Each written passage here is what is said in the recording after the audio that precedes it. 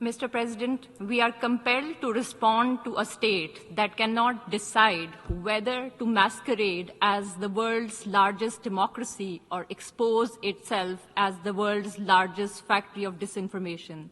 Year after year, India drags its bundle of recycled falsehoods to this forum, but let me set the record straight.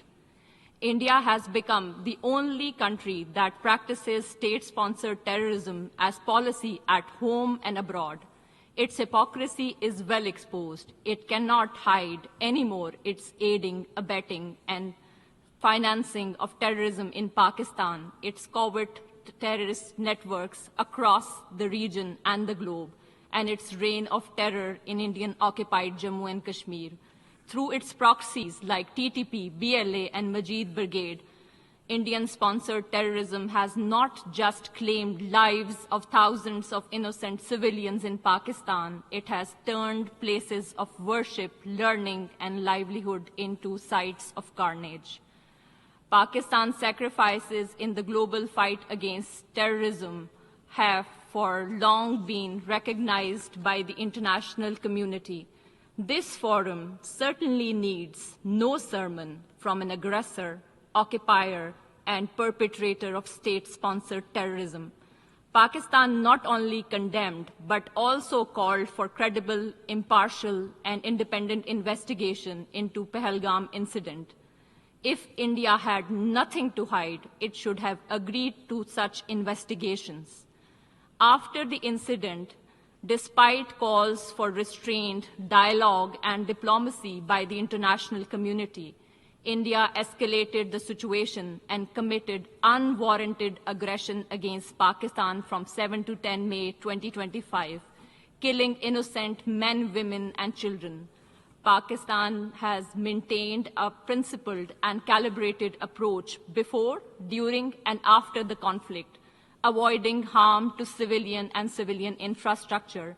India's reckless brinkmanship and provocative posturing exposed its hegemonic ambitions. When its adventurism collapsed into defeat, it resorted to excuses, but the truth could not be concealed. The bubble of hubris has been burst, the myths of military might shattered, and the irrefutable evidence of Indian losses has been provided and well documented by the international community. India's holding in abeyance of the Indus Waters Treaty has unmasked it as a blatant violator of international law.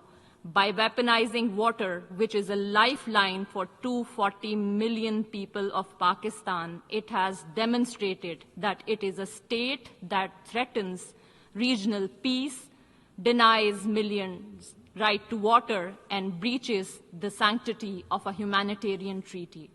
Mr. President, persecution of minorities has become state policy of RSS-BJP dispensation. Muslims are lynched for their faith, Christians assaulted for their worship, Sikhs for their identity, and Dalits dehumanized for their caste.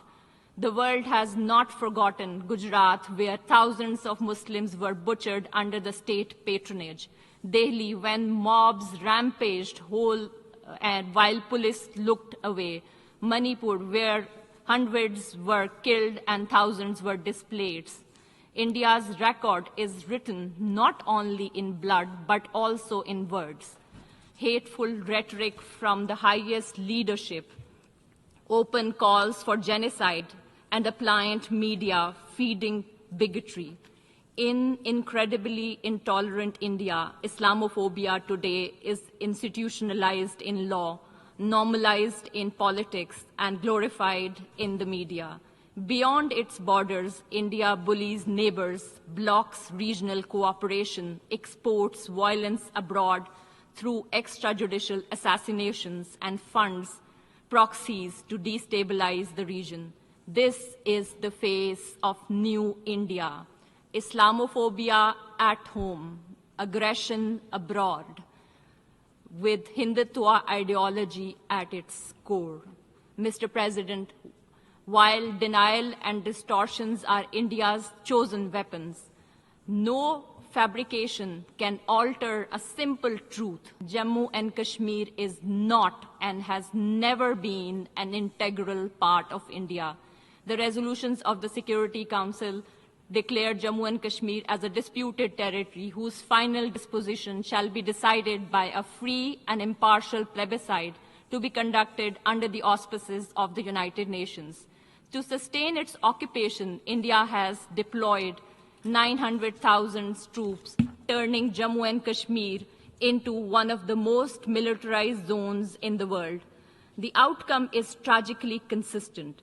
Imposition of draconian laws and thousands of fake encounters, enforced disappearances, unmarked graves, custodial killings, systematic sexual violence, and regular media blackouts.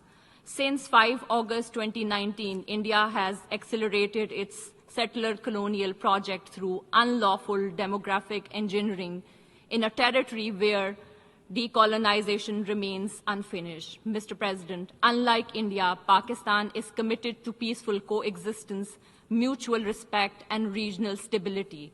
But we have made it absolutely clear India has no license to violate our territorial integrity and sovereignty and kill innocent civilians. If aggression is imposed on us, we will respond, and we do that with courage, resolve, and strength, as we did in Operation Banyanul Marsoos. Pakistan will continue to expose India's hypocrisy, its occupation, double standards, denial of human rights to the Kashmiris, and its disinformation war. We will not let hollow rhetoric distract from the core issue. The people of Jammu and Kashmir deserve justice, dignity, and freedom by exercising their right to self-determination, and they shall have freedom one day. I thank you.